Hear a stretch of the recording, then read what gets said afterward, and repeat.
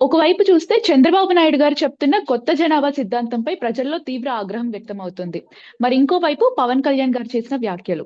ఈ అంశాలన్నిటిపైన మనతో చర్చించడానికి అడ్వకేట్ శ్రీదేవి గారితో మనతో జాయిన్ అవుతున్నారు. మ్యామ్ నమస్తే. నమస్తే. సో మరి గతంలో కనుక చూసినట్టయితే కుటుంబ నియంత్రణ మంచిదని చెప్పిన ఆయన ఇప్పుడేమో ఎక్కువ మంది పిల్లల్ని కనకపోతే ప్రమాదకరమని చెప్తున్నారు మేడం. మరి దీనిపైన మీ స్పందన? అలాగే కనుక మీడియాలో వస్తున్న సెటైర్స్ చూస్తే కనుక మీ ఇంట్లో ఏమో ఒకరు, ప్రజలకేమో నలుగురు అన్న సెటైర్స్ కూడా వినిపిస్తున్నాయి. మరి దీనిపైన మీ స్పందన?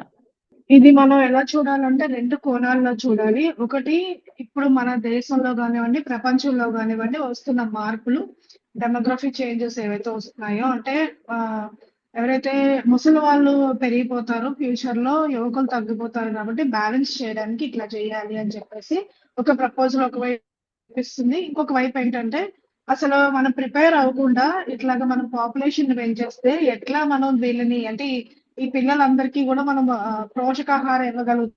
ఎందుకంటే జనరల్ గా చదువుకున్న ఎడ్యుకేటెడ్ ఉమెన్ ఎవరైతే ఉన్నారో వీళ్ళు ఇట్లా ముగ్గురిని నలుగురిని కనే పరిస్థితి లేదు. అంటే వాళ్ళకంటూ కెరీర్ ఉంది, వాళ్ళంటూ పర్సూ చేయాలి కాబట్టి ఆ కెరీర్ లో అచీవ్ చేయాలి కాబట్టి వాళ్ళు ఇట్లా పిల్లలు కానీ పనిలో అయితే వాళ్ళు పడరు. ఎవరు ఇట్లా చేసే అవకాశం ఉందంటే ఇల్లిటరసీ ఉన్న వాళ్ళు, ముఖ్యంగా రూరల్ ఏరియాస్ లో ఉన్న వాళ్ళకి పెద్దగా అవగాహన ఉండదు కాబట్టి వాళ్ళు ప్రలోభాలకి వెళ్ళే అవకాశం అయితే ఉంది. అయితే ఇక్కడ మనం చూడాల్సింది ఏంటంటే ఉమెన్ గురించి కూడా మనం ఆలోచించాలి. అంటే ఒక పక్క నుంచి గవర్నమెంట్ అనేది ప్రాపర్ గా ఇప్పటి వరకు ఉన్న పిల్లలకి ఇంకా ఫుడ్ అనేది సరిగ్గా ఇవ్వలేకపోతుంది. ఈ బీసీ హాస్టల్స్ లో ఇలాంటి హాస్టల్స్ లో అయితే పూటకి 10 రూపాయలు కూడా వాళ్ళ భోజనం మీద ఖర్చు పెట్టట్లేదు. అంటే వాళ్ళకి పోషకాహార లోపం అనేది ఉంది కదా. ఇలాంటి పరిస్థితుల్లో ఇప్పుడు మళ్ళీ పిల్లల్ని కనండి అని చెప్పేసి మనం ప్రిపేర్ అవ్వకుండా గవర్నమెంట్ సైడ్ నుంచి అట్లాగా మనం కామెంట్స్ చేసేయడం వల్ల రేపు పొద్దున్న ఎవరి భవిష్యత్తు నాశనం అయిపోతుంది. వీళ్ళు కేవలం మీకు ఓటర్లుగానే మిగిలిపోతారు తప్ప భవిష్యత్తులో వీళ్ళకి కనీసం పోషకాహారం కూడా వచ్చే అవకాశం లేదు. అండ్ ఇక్కడ మనం ఇంకొకటి మాట్లాడుకోవాల్సింది ముఖ్యంగా ఆడవాళ్ళ గురించి. ఇప్పుడు ఉన్న ఏదైతే ఆహారం ఉన్నదో ఇది అంత ఎలాంటి క్వాలిటీతో ప్రజల్లోకి వెళ్తుందో మనందరికీ తెలుసు. న్యూట్రిషన్ ఉందా లేదా అన్న కూడా మనకు తెలిసిన విషయమే కదా. మరి ఇలాంటి పరిస్థితుల్లో నలుగురు పిల్లలు ఒక మహిళ కనాలంటే ఆవిడ ఏమైపోవాలి అది కూడా ఆలోచించాలి కదా. మరి ఆవిడ హెల్త్ కి ఏమవ్వాలి, దాన్ని ఎవరు పట్టించుకుంటారు? ఇక ఆ నలుగురు పిల్లలు కనిన తర్వాత ఆవిడ బయటికి వెళ్ళి పని చేయగలుగుతారా? మరి ఆవిడ వర్కింగ్ హ్యాండ్ గా మారగలుగుతారా? మరి అలాంటప్పుడు మహిళకి ఆర్థిక స్వావలంబన వస్తుందా? మరి ఆర్థిక స్వాతంత్రం రావాలి కదా మహిళకి. మరి ఇది కూడా మీరు దృష్టిలో పెట్టుకోవాలి కదా. మరి దీనికోసం ఏం చేయబోతున్నారు? వీటన్నిటికీ కూడా సమాధానం చెప్పాలండి. ఎందుకంటే ఈ రోజుల్లో నేను అడ్వకేట్ గా కూడా చెప్తున్నాను, చాలా వరకు కూడా ఈ డివోర్స్ కేసెస్ పెరిగిపోతున్నాయి. రూరల్ లేదు, అర్బన్ లేదు, ప్రతి చోట కదా. ఒకవేళ ఒక నలుగురు పిల్లలు అక్కడి తల్లికి ఒకవేళ ఎలాంటి పరిస్థితి ఏర్పడితే ఆ పిల్లల భవిష్యత్తు ఏంటి? అన్ని రంగాల్లో కూడా ఆలోచించాలి కదా, అన్ని కోణాల్లో కూడా ఆలోచించాలి కదా. మరి వీటన్నిటికీ సొల్యూషన్ మీరు ఆలోచించారా, చర్చించారా, మహిళలతో కూర్చున్నారా? మరి మహిళల పైన మీరు ఒక నలుగురిని కనండి, 5గురిని కనండి అని చెప్తున్నారు కదా, డబ్బులు ఇచ్చేస్తా అని చెప్తున్నారు కదా. మరి మహిళల్ని ఇన్వాల్వ్ చేశారా ఇందులో? మహిళల బాధలు ఏంటో తెలుసుకున్నారా?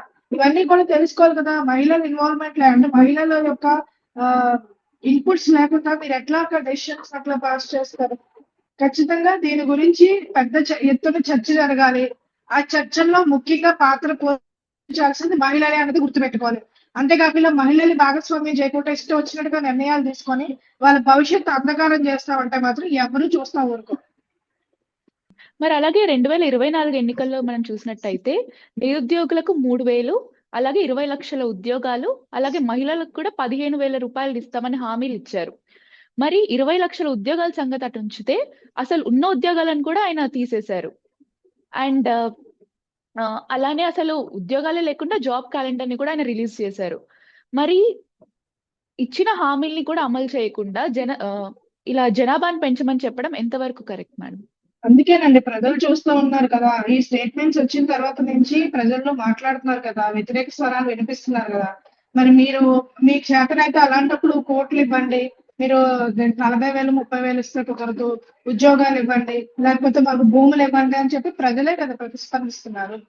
ఇవన్నిటికీ కూడా సమాధానం ప్రజలు చెప్తారు. ఎందుకంటే మీరు ఎన్నికల హామీలుగా ఇచ్చేసి ఆ తర్వాత వాటిని తిలోదకాలు ఇచ్చేస్తామంటే చూస్తా ఊరుకోరు కదండి. ఎందుకంటే స్టేట్మెంట్స్ అన్ని డిజిటల్ ట్రాసెస్ ఎక్కడికి పోవు కదా, ఇలా రిపీట్ అవుతానే ఉంటాయి. సో కాబట్టి వీటన్నిటికీ కూడా సమాధానం చెప్పాల్సి ఉంటుంది చంద్రబాబు నాయుడు గారు. ఈయన ఇచ్చిన హామీస్ ని ఈయన ఫుల్ఫిల్ చేయకుండా రేపు పొద్దున్న ఏదో మహాద్భుతం చేస్తానంటే నమ్మే పరిస్థితి అయితే లేదన్న విషయం గుర్తుపెట్టుకోవాలి. Yes ma'am. మరి అలాగే ఇప్పుడు చిన్న పిల్లల స్కూల్ ఫీజు గనుక చూస్తే 50,000 to 2 lakhs వరకు ఉంది. మరి ఇంజినీరింగ్ అయితే 6 to 12 lakhs, ఇంకా మెడిసిన్ అయితే క్రోర్స్ లో ఉంది. మరి పిల్లల్ని ఆర్థికంగా, శారీరకంగా, మానసికంగా ఎవరు చూసుకుంటారనే ప్రశ్నలు కూడా వస్తున్నాయి. వాళ్ళకి జీవన భరోసా ఎవరు కల్పిస్తారన్న మాటలు కూడా వస్తున్నాయి. మరి దీనిపైన మీ అభిప్రాయం? ఒక మధ్య తరగతి వాళ్ళు ఒక బిడ్డని 10th క్లాస్ వరకు చదివించుకోవాలంటే తక్కువలో తక్కువ కనీసం ఒక 10 లక్షలు ఖర్చు అవుతుంది. అదే ఇద్దరు పిల్లలు ఉంటే పరిస్థితి ఆలోచించండి. వాళ్ళు సంపాదించిందంతా కూడా భార్య భర్త కలిసి సంపాదిస్తే గాని ఆ పిల్లల్ని పోషించుకునే స్థితి లేదు ఒక ఇద్దరు పిల్లలు ఉంటే. మరి అలాంటప్పుడు వాళ్ళకి ఇప్పుడు ఎలాంటి పరిస్థితి వచ్చిందంటే ఇప్పటి వరకు మనం పిల్లలు చదివించుకునే వరకు ఆలోచిస్తున్నాం. నెక్స్ట్ వీళ్ళకి ఓల్డ్ ఏజ్ వస్తుంది కదా ఈ పేరెంట్స్ కి. అప్పుడు వాళ్ళ పరిస్థితి ఏంటి? వాళ్ళు కనీసం సేవ్ చేసుకునే పరిస్థితి కూడా లేదు. ఎవరైతే ఈ ప్రభుత్వాల్లో భాగస్వామి అయ్యి ప్రైవేట్ ఎడ్యుకేషన్ రన్ చేస్తున్నారో వాళ్ళు బాగానే లబ్ధి పొందుతున్నారు. వాళ్ళు బాగానే ఫీజులాగా వీళ్ళ శ్రమనంతా దోచుకుంటున్నారు. కానీ ఈ పిల్లల తల్లిదండ్రుల పరిస్థితి అగమ్య గోచరంగా తయారైంది. అలాగే పిల్లలకు కూడా భవిష్యత్తు లేదు. ఈ రోజున ఉద్యోగ అవకాశాలు లేని పరిస్థితి. పోనీ ఉపాధికి అంటూ లక్షలు ఇస్తామని చెప్పి హామీలు ఇచ్చారు. 10 లక్షలు ఇస్తాం ఒక్కొక్కరికి అని చెప్పి అది కూడా లేదు. వ్యాపారం చేసుకునే పరిస్థితి లేదు, ఉద్యోగం చేసుకునే పరిస్థితి లేదు.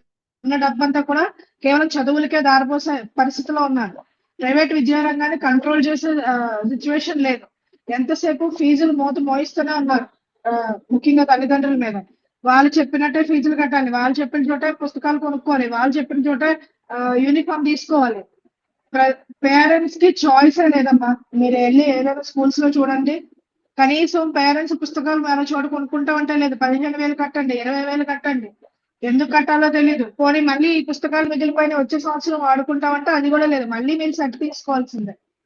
ఇంత దారుణంగా దోపిడీ జరుగుతుంది. వీటన్నిటిని కూడా కంట్రోల్ చేయాలి కదా. కంట్రోల్ ఎవరు చేయాలి? మరి సామాన్యుల మీద ఎంత భారం పడుతున్న వాళ్ళని మీరు గాలికి వదిలేసి మీకు కేవలం రాజకీయాల్లోని వాళ్ళ దగ్గర నుంచి ఫండ్లు వసూలు చేసుకుంటూ మీరు బాగానే ఎదుగుతున్నారు. మీ పిల్లలు బాగానే విదేశాల్లో చదువుకుంటున్నారు. మరి ఇక్కడ పుట్టిన పిల్లల పరిస్థితి ఏంటి? వాళ్ళ భవిష్యత్తు ఏంటి? ఎవరు సమాధానం చెప్పాలి? ఆ తల్లిదండ్రులు గతేంటి? ఇవన్నీ కూడా ఆలోచించారు కదా. Yes ma'am. మరి దీనిపైన ఇప్పుడు ప్రజలు ఇల్లిటరేట్స్ కొంతమంది, మరి ఇది వాళ్ళకి దీనిపైన ఎలా అవగాహన కల్పించాలి మ్యామ్? ఎప్పుడైనా సరే మనలాంటి వాళ్ళని చెప్తానే ఉంటాం. తర్వాత వాళ్ళు తెలుసుకోవాల్సిన బాధ్యత ఎప్పుడైనా సరే ప్రజలకి మనకి ఏంటి మంచి ఏం చెడు అని చెప్పి తెలుసుకోవాల్సిన బాధ్యత ప్రజల మీద ఉంటదండి. ఎందుకంటే రేపు పొద్దున్న సఫర్ అయ్యేది మనమే. మన పిల్లల్ని ఎవరు పోషించారు కదా, మనమే కదా పోషించాలి, మనమే చదివించుకోవాలి. రేపు పొద్దున్న డబ్బులన్నీ కూడా ఈ చదువులకి అయిపోతే మనం ఎలా బ్రతకాలి? ఓల్డేజ్ వస్తుంది కదా ప్రతి ఒక్కరికి కూడా. అప్పుడు పరిస్థితి ఏంటి? ఎవరు చూసుకుంటారు? పిల్లల మీద ఆధారపడలేం కదా. వాళ్ళకే సరైన అవకాశాలు లేని స్థితిలో ఉన్నప్పుడు వాళ్ళ నెత్తి మీద మళ్ళీ మనం కూర్చోలేము, బయటికి రాలేము, లోపల ఉండలేము, బ్రతకలేము. ఉన్న డబ్బంతా పిల్లల చదువులకి అయిపోతుంది. ఇది పెద్ద సీరియస్ క్వశ్చన్ అండి. ఖచ్చితంగా దీని గురించి అయితే ప్రతి ఒక్కరూ మాట్లాడాలి. ఈ ఫీజుల్ని మాత్రం కంట్రోల్ చేయాలి. లేకపోతే సామాన్యుడి బ్రతుకు అంధకారంలో మారిపోతుంది, అగాధంలోకి పడిపోతుంది. Yes ma'am.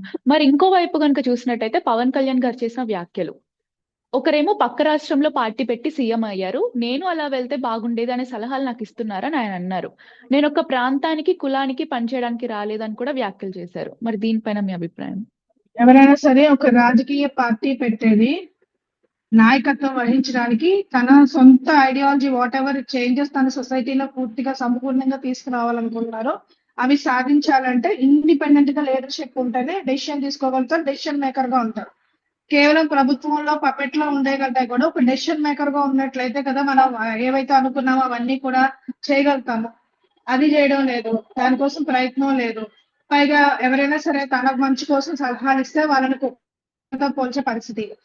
ఇది ఎలా ఉందంటే ఆడలేక మధ్యలో దరువు అన్నట్టుంది. అంటే తను చేయలేడు, ఎవరైనా చెప్తే వినడు. నీ తప్పుని నీ వైఫల్యాన్ని పక్క వాళ్ళ మీద తోసేయడం. ఈ రోజున ఇంతమంది ఇన్ని లక్షల మంది మీకోసం ముఖ్యంగా చదువుకున్న యువత అందరూ కూడా ఈ సమాజంలో మార్పు వస్తుంది, మార్పు తీసుకొస్తాడు పవన్ కళ్యాణ్ అని చెప్పి మీ వెంట నడిచారు కదా. వాళ్ళందరినీ కుక్కలతో పోలుస్తున్నారు కదా. వాళ్ళందరూ ఏం కోరుతున్నారు? మీరు నాయకత్వం వహించాలని కోరుతున్నారు. ఈ రోజునేమొచ్చి నాకేమీ రాదు, నాకేమీ చేత కాదు, పరిపాలన రాదు అని చెప్పి తప్పించుకుంటున్నారు. మరి వీళ్ళందరూ కూడా క్షేత్రస్థాయిలో వివిధ పార్టీలతో, వ్యక్తులతో మా నాయకుడు అనుకొని వాళ్ళతో గొడవలు పడిన వాళ్ళు ఉన్నారు. వాళ్ళకి రాజకీయంగా విభేదించిన వాళ్ళు ఉన్నారు. కేసుల్లో ఇరుక్కున్న వాళ్ళు ఉన్నారు. వాళ్ళ పరిస్థితి ఏంటి? వాళ్ళు ఏమవ్వాలి ఈ రోజున? మీరు బాగానే పొత్తులు పెట్టుకొని తిరుగుతున్నారు. మరి గ్రౌండ్ క్షేత్రస్థాయిలో పనిచేసిన వాళ్ళ పరిస్థితి అలా ఉండదు కదండి రాజకీయాల్లో. వాళ్ళు ఎన్నో ఒత్తిళ్లకు గురవుతారు, ఎన్నో హింసలకు గురవుతారు, ఎన్నో దాడులకు గురవుతారు. మరి వాళ్ళందరి పరిస్థితి ఏంటి? మీరు ఎప్పుడు పొత్తులతోనే ఉంటారంటే వాళ్ళకంటూ ఒక సెల్ఫ్ రెస్పెక్ట్ ఉండదా? మీరు సేఫ్ పొజిషన్ లో ఉన్నారని, మీకు పదవులు ఉన్నారని, మీ ఫోటోలు పెట్టుకున్నారని మీరు బాగానే ఉండొచ్చు. మరి వాళ్ళ పరిస్థితి ఏంటి? మీరు ఏ చేంజ్ తీసుకురాలేనప్పుడు, మీరు నాయకత్వంలో భాగస్వామ్యం అవ్వలేనప్పుడు ఎందుకు ఈ రాజకీయాలు? ఎవరికి మేలు చేద్దామని, ఎవరికి ఓడిద్దామని? ఎప్పుడైనా సరే గుర్తుపెట్టుకోండి, ఎవరైనా సరే మనం గెలవాలి అనుకొని ప్రయాణం చేస్తే మనకి అందరూ సహకరిస్తారు. మనం ఒకళ్ళు ఓడగొట్టాలి అనుకొని అసూయతో, కుట్రలతో, కక్షలతో చేస్తే ఎప్పటికీ మనం విజయం సాధించలేం. అది ఎక్కడైనా సరే ఏ ఫీల్డ్ లో కూడా ఇదే జరుగుతుంది. పవన్ కళ్యాణ్ గారు కూడా తెలుసుకోవాలి, ఆయన తప్పుల్ని తెలుసుకొని సరైన దారిని ఎంచుకొని ముందుకెళ్ళాలి తప్ప ఇలాగా ఆయనకి సలహాలు చెప్తే, మంచి కోసం చెప్తే వాళ్ళనే నిందించి, అవమానించి, అవగౌరవపరిస్తే రేపు పొద్దున్న ఎవడు కూడా ఆయనకి సలహాలు ఇవ్వడం కాదు కదా, ఆయన పక్కన కూడా వెళ్ళే పరిస్థితి ఉండదు. రాజకీయాల్లో అందరినీ కలుపుకొని వెళ్ళడం రావాలి. మన అహంకారంతో విర్రవేయకపోతే చివరికి మిగిలేది ఓటమే. అది ప్రతిసారి ఎన్నికల్లో ప్రూవ్ అవుతానే ఉంది. ప్రజలు అన్ని గమనిస్తానే ఉంటారని గుర్తుపెట్టుకోవాలి పవన్ కళ్యాణ్ గారు కూడా. Yes ma'am. మరి అలాగే నన్ను విజయ్‌తో పోలుస్తున్నారనే వ్యాఖ్య కూడా ఆయన చేశారు. మరి దాని నుంచి ఆయన ఏం చెప్పాలనుకుంటున్నారు అసలు? ఆయన తప్పులను ఆయన తెలుసుకోవట్లేదు. ఇప్పుడు ఒక వ్యక్తి నీలాగే సినిమాల్లో నుంచి వచ్చి గెలిచి ప్రజల్లో సీఎం గా కూర్చున్నారు. ఆయన అంటూ ఆయన వైఖరిలో ఒక పాలన చేస్తున్నారు.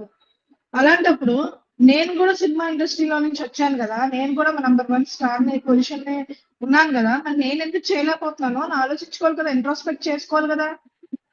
ఈ గెలుపు ఓటములు అనేది సహజం, సామాన్యం ప్రతి ఒక్కరికి. కానీ మనం ఓటమి నుంచి తెలుసుకోవాలి కదా, పాఠాలు నేర్చుకోవాలి కదా. ఎంతసేపు నన్ను 2 చోట్ల ఓడగొట్టారు అన్నారు, దాని వెనకతలు ఉన్న కారణాలు ఏమిటి? ఎవరు కారణం? మీరు రాగానే డైరెక్ట్ గా విజయ్ గారి లాగా మీరు పోటీ చేశారా సింగిల్ గా? లేదు కదా. మీరు ఒక పార్టీకి మద్దతు ఇచ్చారు, ఆ తర్వాత వాళ్ళు తప్పు చేశారని చెప్పి అందులోంచి బయటకు వచ్చారు. తిరుపతి సభలో అనుకుంటా పాచిపోయిన లడ్డూలోను అలాగే ఈ ప్రభుత్వాన్ని, లోకేష్ గారిని అందరినీ విమర్శించుకొని బయటకు వచ్చారు. తర్వాత నేను సెపరేట్ గా పోటీ చేస్తానన్నారు. అప్పుడు కూడా పొత్తులతోనే వెళ్ళారు. పోనీ పొత్తులతో వెళ్ళి అన్ని కాన్స్టిట్యున్సీస్ లో పోటీ చేశారా? చేయలేదు. మరి అన్ని కాన్స్టిట్యున్సీస్ లో పోటీ చేయకుండా ఎట్లా మీరు సీఎం అవుతారు? సరే, తర్వాత అప్పుడు కూడా ఎన్నికల సమయం వచ్చేసరికి ఏమన్నారు? ఆ ఎన్నికల్లో కూడా జగన్ ఓడించి తీరుతాను అన్నారు. మీరు కావాలంటే స్టేట్మెంట్స్ రాస్ట్రిక్ట్ చేయండి. అప్పుడు ఎవరైనా సరే ఏమనుకుంటారు? వ్యతిరేక ఓటడానికి వచ్చారు తప్ప ఈయన గెలవడానికి రాలేదు. ఇదేంటి అధికారంలో టీడీపీ ఉంటాయి, జగన్ ఓడిస్తానంటారేంటి ఈయన అని చెప్పేసి అనుకుంటారా అనుకోరా ప్రజలు? మరి తప్పులన్నీ మీరు చేశారు. మరి అలాంటప్పుడు 2 చోట్ల ఓడగొట్టారు. మీరు ప్రత్యామ్నాయం కాదని భావించారు, ఎందుకంటే జగన్ ఓడగొడతారన్నారు. చంద్రబాబు నాయుడు గురించి మాట్లాడలేదు. అలాగే చంద్రబాబు నాయుడు గారు, లోకేష్ గారు అధికారంలో ఉన్న వాళ్ళు పోటీ చేసే కాన్స్టిట్యున్సీస్కి వెళ్ళి మీరు క్యాంపెయిన్ చేయలేదు. ఇవన్నీ కూడా గమనిస్తారు కదా. ఇప్పుడు నెక్స్ట్ ఎలక్షన్స్ కి వచ్చేసరికి మీరు పొత్తులోకి మళ్ళీ డైరెక్ట్ గా వెళ్ళిపోయారు. ఎప్పుడైనా సరే ఈసారైనా కూడా ఎలా గెలిచారండి? ఏదైతే అప్పుడు ఎగ్జిస్టెంట్ ప్రభుత్వాలు ఉన్నాయో అవి చేసిన తప్పులే, వాళ్ళు చేసిన తప్పుల వల్ల మీరు గెలిచారు. అవి సరి చేసుకోవాలి. ఎప్పుడైతే ఆ గవర్నమెంట్స్ కూడా సారీ ఆ పార్టీలు కూడా అవి సరి చేసుకోవాలి. ఎక్కడ తప్పులు జరిగాయి, వ్యక్తులు వాళ్ళ పార్టీకి ఎక్కడ నష్టం జరిగింది, వ్యక్తులు ఎలా మాట్లాడారు, అవన్నీ కూడా వాళ్ళు కూడా ఇంట్రోస్పెక్ట్ చేసుకోవాలి. ఇంట్రోస్పెక్ట్ చేసుకుని ప్రజల కోసం పనిచేయాలి. ఈ బూతులు మాట్లాడడం, ఒకరినొకరు నిందించుకోవడం మానేసి ప్రజలకు ఉపయోగపడేటట్టు రాజకీయాలు చేస్తే, విద్యావంతులకు అవకాశాలు రాజకీయాల్లోకి వస్తే ఖచ్చితంగా గెలుస్తారు.